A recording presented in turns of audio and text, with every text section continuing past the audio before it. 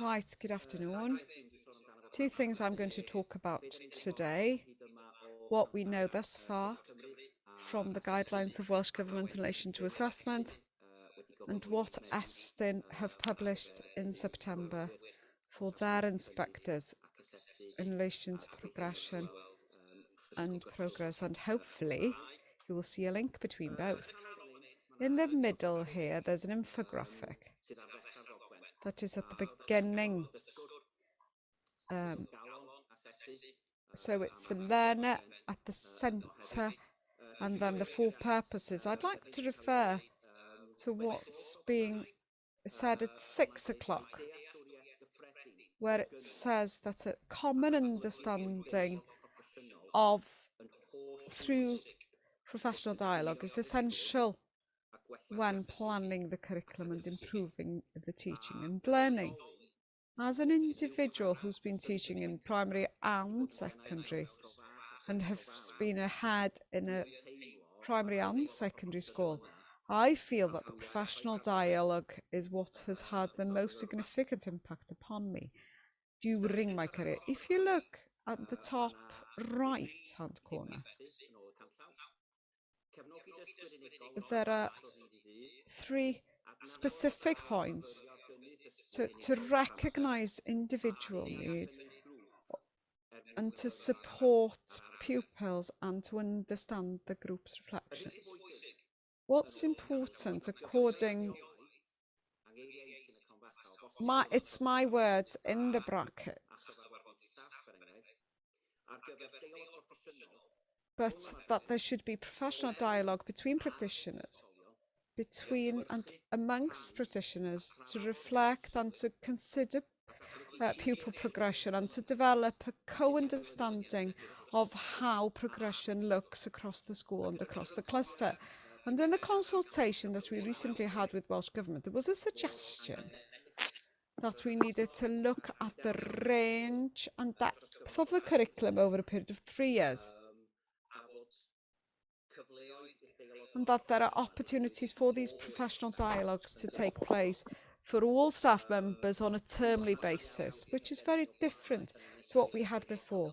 And if we consider the old model, when there was a limited number of staff who would be part of that dialogue within a cluster normally, and it would be quite narrow in relation to the core subject.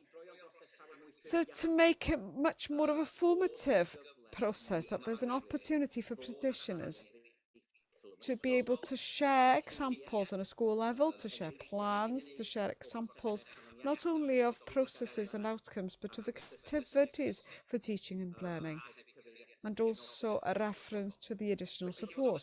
So they also consider the provision, not only the standards and what can be seen, the seesaw or the books or whatever, and as part of the focus for these meetings, we maybe need to ask the questions based on the progression code.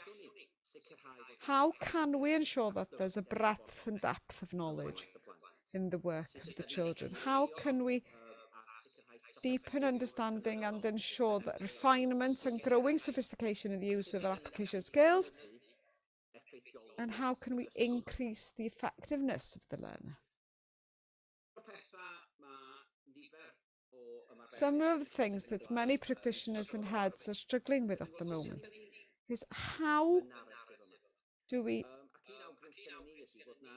record this narrative, and our suggestion is that there are meetings, progression meetings for pupils that are planned to discuss the progress between classroom teachers, with their peers, with their middle leaders or higher leaders, and that there's a focus and a general attitude to learning, the progress in learning,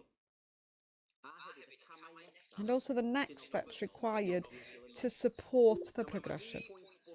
Now, those 3 bullet points, in addition to attendance, are the ones that we should be reporting back to parents upon in the future. So for me, it makes sense that that should be the focus of the discussions in the progression meetings, and developing an effective way of recording outcomes from these meetings in a simple format that's ongoing is essential, I think, to ensure that we get an opportunity to recognise and capture the progression of pupils. If we move on to the bottom left-hand corner, assessment will not be a one-off event, it'll be a continuous process and will provide a holistic approach of the achievements of the pupil. The examples could be teachers' assessment, feedback, peer review, self-assessment, and also a range of data that schools have already, even what level the pupil is at reading the Oxford books. And then this should form the planning for the future to record the progression of the pupil. And if we go back to the top, as I said before, it's really important to get a holistic picture. And there are key questions that are timely for schools to ask at the moment. What do stakeholders need for assessment? What do the learners need? What do practitioners, leaders, and parents? And given this, then we should be asking what current needs can we keep? Which ones do we need to rethink? And which ones do we possibly need to eliminate to create a space in the system? If we could move on to the next slide.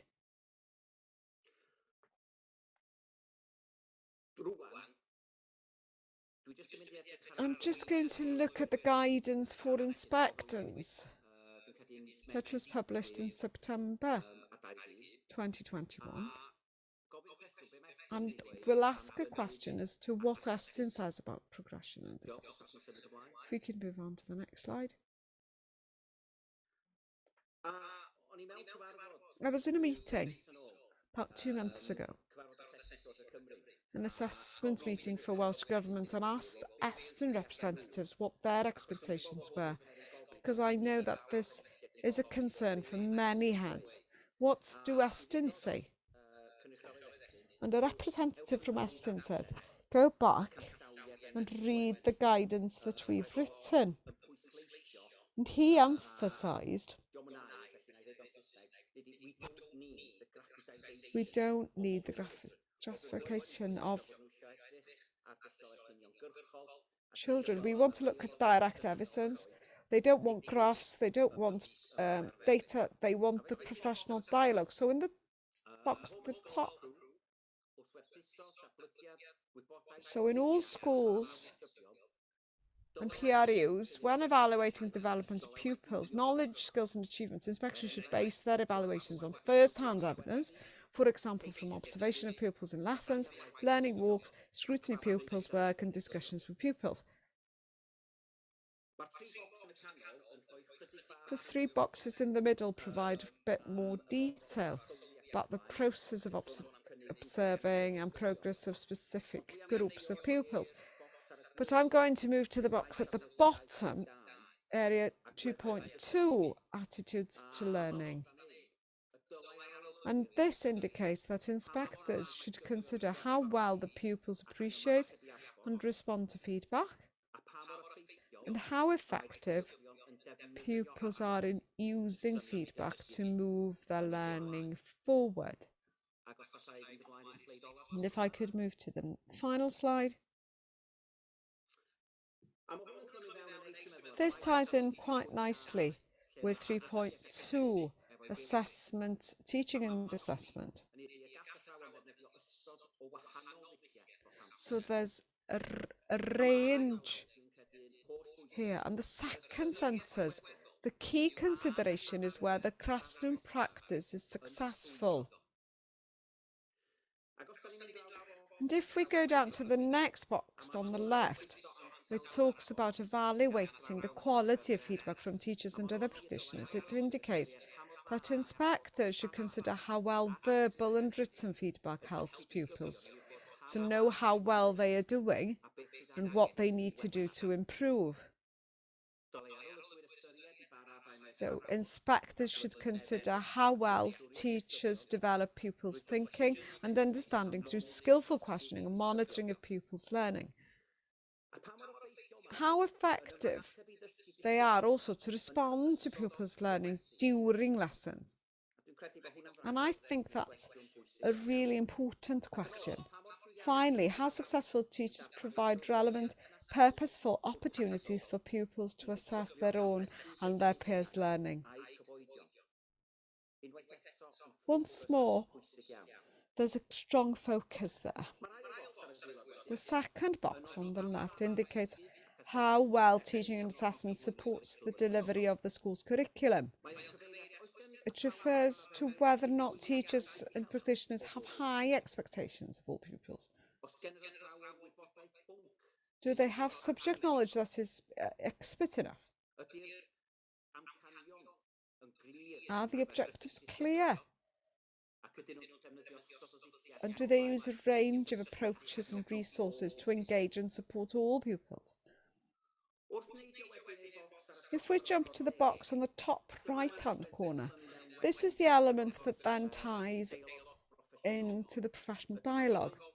It asks, or it says that inspectors should evaluate how well teachers develop a shared understanding of progression, which ties in with the element of professional continuous dialogue within and between schools.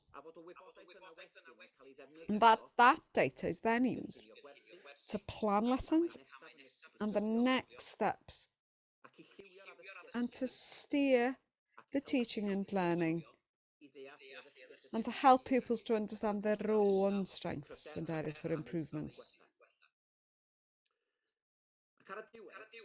Finally, in the final box, there's reference to a full range of evidence. This talks about evidence from pupils, teachers' planning, assessment records, and the information on pupils' progress, including discussions with pupils and staff. Finally, there's reference again to direct evidence from lesson observations and learning walks undertaken by members of the inspection team. Finally, I see the link between the main purpose, which is the teaching, the assessments from day to day, the oral and written feedback, the response to teaching pupils during lessons, and then the opportunities regularly for teachers to come together, to collaborate and plan together. As part of that professional dialogue, develop a joint understanding of progress during their discussions. Thank you.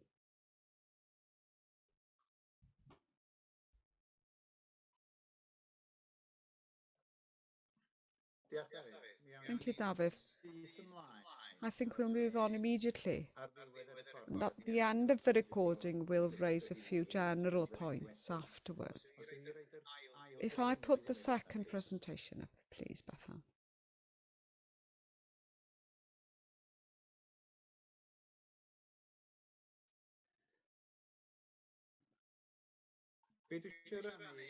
What I'd like to share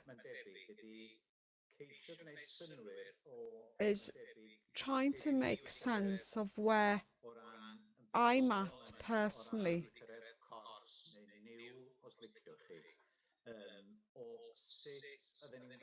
The fog of how we were going to go about designing the curriculum. And probably as we unpack the areas of learning and experience, and we've had some presentations during this time from Claire, Nicola, Victoria in maths. These have demonstrated what the areas of learning and experience are, but I then probably got lost in the planning and have mixed up planning with design in my own mind. And listening in my last meeting, I took a step back to look at what kind of frame or kind of structure a school needs to go about putting the planning in place. So this is an effort to differentiate between the design and the planning. And on the first screen, there are 3 stages. And if you're like me, you'll find it difficult to differentiate sometimes between the why, the what, and the how. So the why is the rationale, the type of curriculum that we present. The what is the shape of the curriculum. What is this curriculum to do? And then the how is the planning or the nitty-gritty or the operational and what the teachers do from day to day with the pupils, and how we then put these experiences or give those experiences to pupils.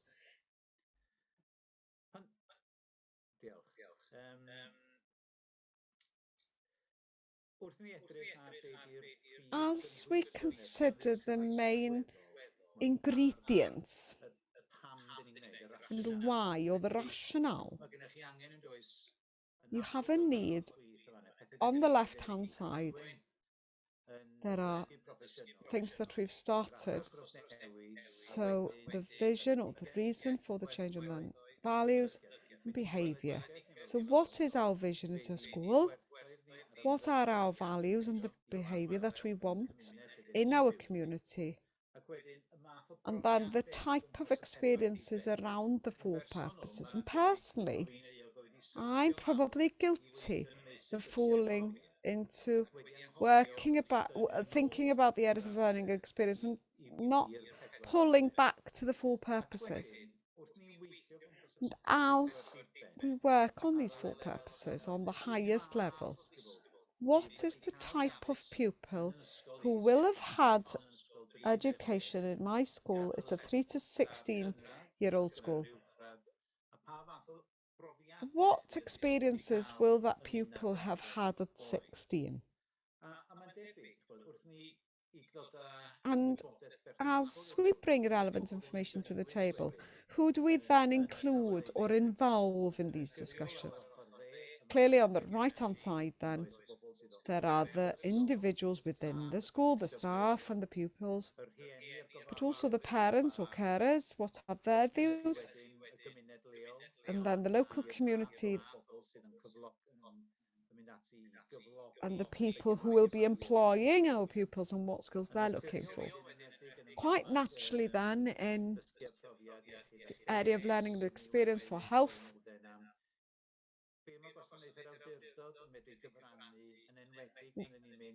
what can we contribute when we go from the universal with the health board and the professional discussions about the rationale that we've put together. The key question afterwards is, we know the journey to rollout, they talk about the highest level narrative that needs to be communicated, but communicating with who is the question. And if we go back, what is the kind of information do staff need? What do pupils need? What do parents need?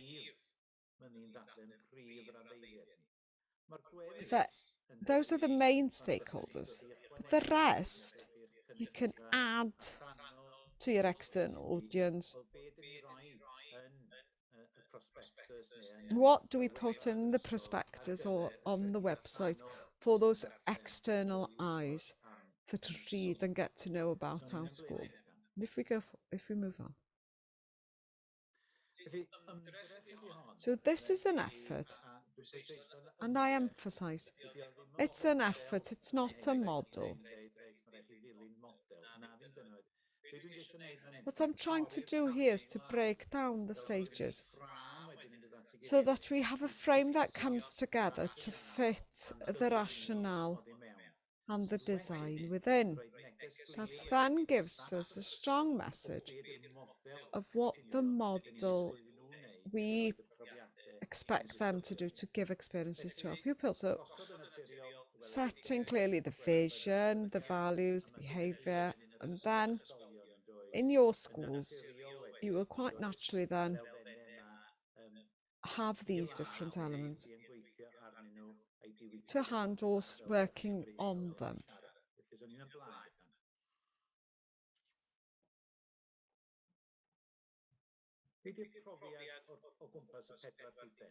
What is the experience?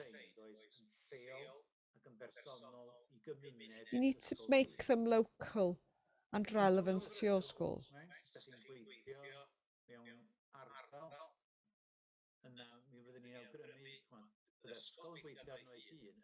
The school will work on it themselves, but ideally, can the school, the primary and secondary, work together on the progression from 3 right up to 16? What are the types of learners that we want to offer these experiences to, and what will be the learner that we will have developed? In the next 3 slides, the 4 purposes and the statements of what matters. These have come from Successful Futures, and every school, I've just chosen 3 here for all of the 4 purposes, but these would be personal to your school. And they would probably have the same elements, but would be personal to your school.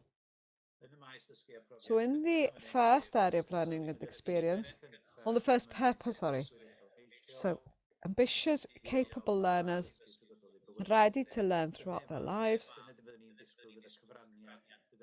This is what we would expect. And if we move on, I won't go through it individually, but just so that you have a taste of what they can look like.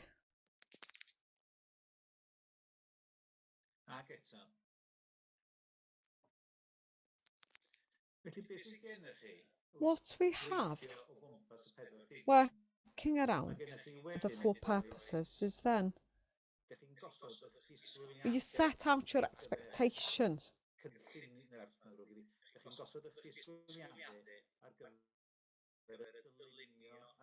for the planning and design to achieve these.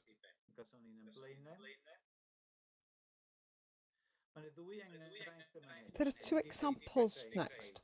We've borrowed them. They've been shared by colleagues in Scotland. You can see the print here. They've created this in an infograph. And we're back to that original question.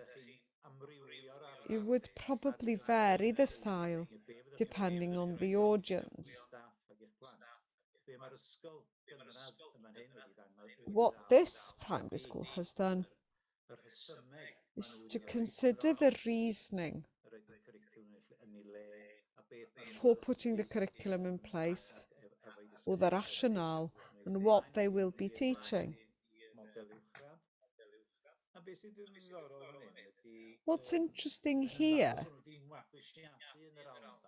it appears that they've adopted in Scotland the roots for success.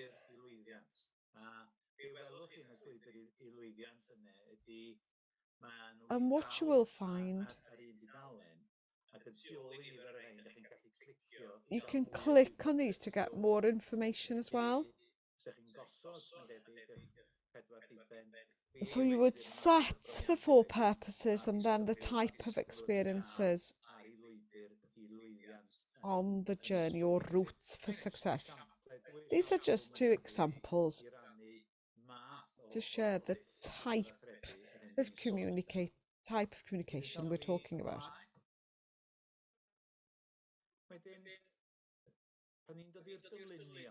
If we come to the design,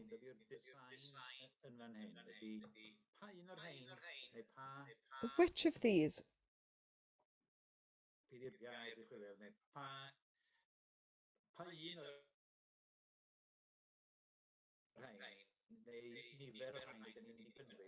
how many of these or which of these will we include in designing? We don't have to go with one of these. We can go with a number of these in your curriculum design within your school. So if we move on to the next slide.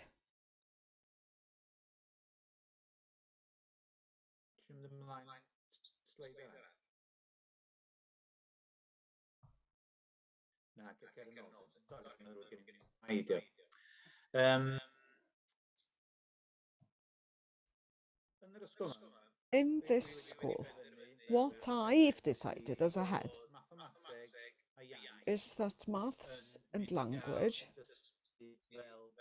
will be taught as disciplinary subjects up to 16. So maths and language, right, up to 16. And in my model, I don't want you to agree or disagree. You're welcome to disagree. But it's an effort just to put a model together. And in the areas of learning and experience for humanities, science and technology, and expressive art, I'm going to teach those in a multidisciplinary manner throughout until year 9. To bring the experience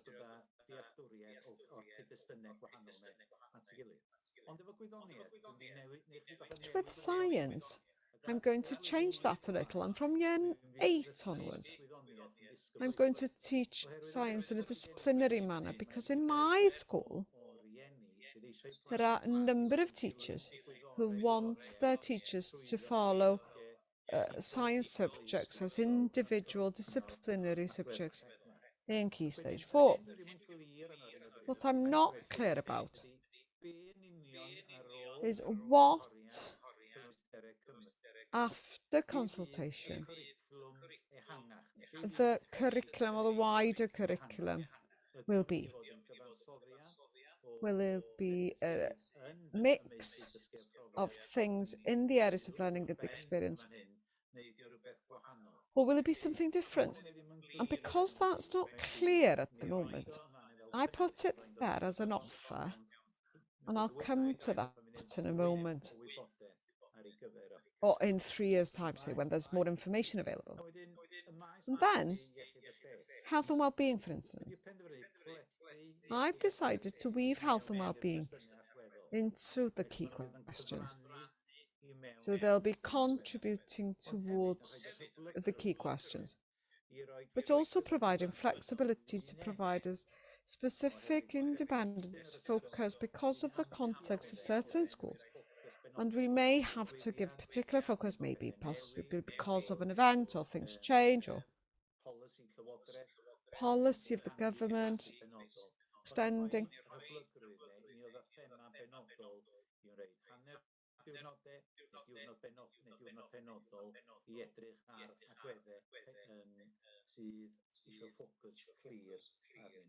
They're going to put a clear focus here, but then the cross-curricular skills. These are going to be integrated into the bigger questions and the disciplinary subjects in a structured manner. They're going to be planned carefully in. And the emphasis in this school is I want to change from what I did before. The literacy and numeracy in particular, need to be contributing towards helping the learning process in disciplinary subjects, not the subject contributing towards the literacy and numeracy. So I'm using an example here, the Bunsen burners soliloquy. How much of a help is that to science? We need language in science that enriches understanding of the subject. So the reason for language in maths, for instance, and making these skills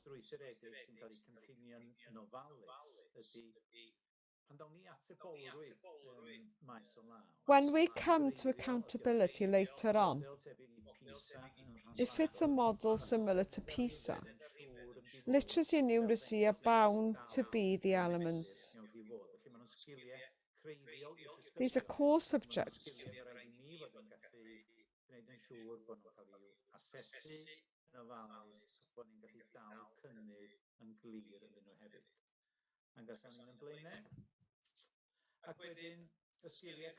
The core skills and the integral skills, these fall on the planning, and these were built to reaffirm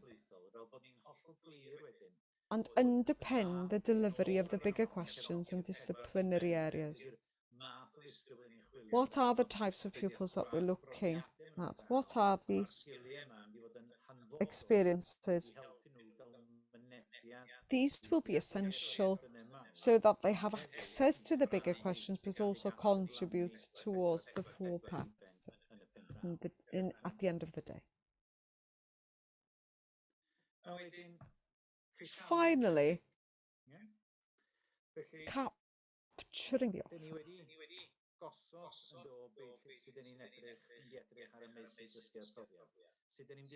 We've looked at the areas of learning and experience. We've looked at the... I would then note the big questions and consider which ones they are. I would also then consider the what matters statement and what we want to tackle within those questions. That's not to say that these questions aren't going to change and will be changed regularly. But as we set the questions, at least it gives us a frame as to how we're going to tackle the 27 what matters statements. And then tying in what Dafydd said at the beginning. So the progression steps and how these will be incorporated into the key questions to ensure that there is adequate pace in the learning. We must ensure that the progression steps help us to set the bigger questions on the right pitch and to demonstrate that there is progression of experiences in the school from 3 right through. Finally, I would, if we pause and if we could go back for a moment, I would stop, draw a line there, make it clear that this is the rationale for the curriculum design, and I would capture all of that and then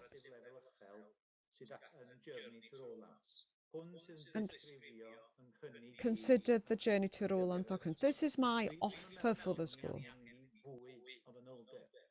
I don't think we need to go into greater detail. Some could argue that we don't need to go into this detail, that we draw a line above this, and that this is a matter for discussion, what suits you, and what offers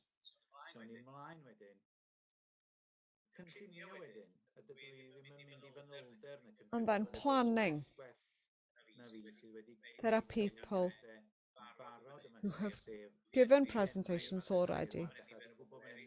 I've named these 3 individuals, but I know that others have also given presentations, and I think it's important that we should show the design as an example of what a disciplinary or multidisciplinary or bigger question design looks like, so that we model then for the workforce that we have. This is what we're expecting as we move forward. And that we'll be moving gradually from where we're at the moment.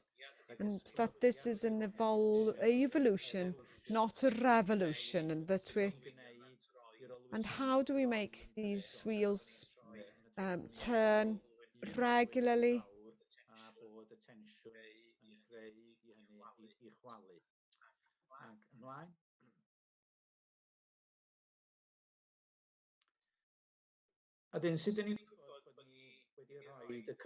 How do we know that we've put the right ingredients in? This marries with the assessment framework for our pupils and capturing progress of pupils against the four purposes, against the design that we've put in place. And to be clear, if you look at the point on the right hand side, the levels in the current national curriculum set the pace of learning at the moment, doesn't it? And if we go to Old Money, by the end of Key Stage 1, it was level 2, and of Key Stage 2, it was level 4, Key Stage 3, level 5, for pupils of normal ability. And it could go lower or could go up. We, as a profession now, need to set that pace ourselves in the planning and to ensure that we have the breadth, but also the depth. That is the challenge in the new curriculum, to ensure that the depth and the progression is clear as the pupils step through that route to success and through the school. And going back to what Dafydd presented to us, assessing progression. It's not assessment to reach a view about the teaching. It's not an assessment for accountability. I think that's a separate conversation that we need to have in another meeting. And that final point, how do we measure efficacy? And the process that we're in is a question that's out there that needs to be discussed, and we need to reach a national conclusion as we set the right culture for the new curriculum.